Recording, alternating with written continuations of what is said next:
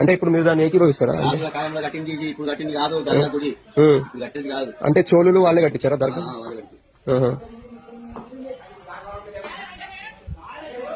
కాదు చెప్పండి, అంటే దీని విశేషం ఏంటి, ఉపయోగం ఏంటి? ఎందుకు అరుస్తున్నారు? ఎందుకు అరుస్తున్నారు? నేను నార్మల్ గా మాట్లాడుతున్నాను. నేను నార్మల్ గా ఒక మాట అడిగినప్పుడు అయ్యో ఏం అర్థం చేసుకోవాలి? నేను మంచిగా మాట్లాడు. సో ఇట్లా జరిగిన వెంటనే ఒక 10 మంది వచ్చారనమాట. 10 మంది. సో 10 మందిలో సగం మంది టీనేజ్ లో ఉన్న వాళ్ళే.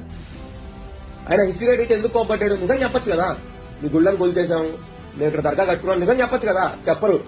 ఇప్పుడు కూడా మారకపోతే ఇంకో 100 ఏళ్ల తర్వాత కూడా మన నోరు ముయించేస్తాం, మన నోరు మూసుకొని నాకు వస్తుంది. ఒకళ్ళు క్వశ్చన్ చేయడం స్టార్ట్ చేస్తే స్టార్ట్ చేయాలి. దయచేసి ఈ వీడియోని స్ప్రెడ్ చేయండి. మనం దాదాపుగా హైదరాబాద్ లో చాలా చోట్ల చూస్తాం, వెనకాల టెంపుల్ ఉంటే ముందర దర్గా ఉంటుంది. ఎందుకు ఉండాలి దర్గా అక్కడ?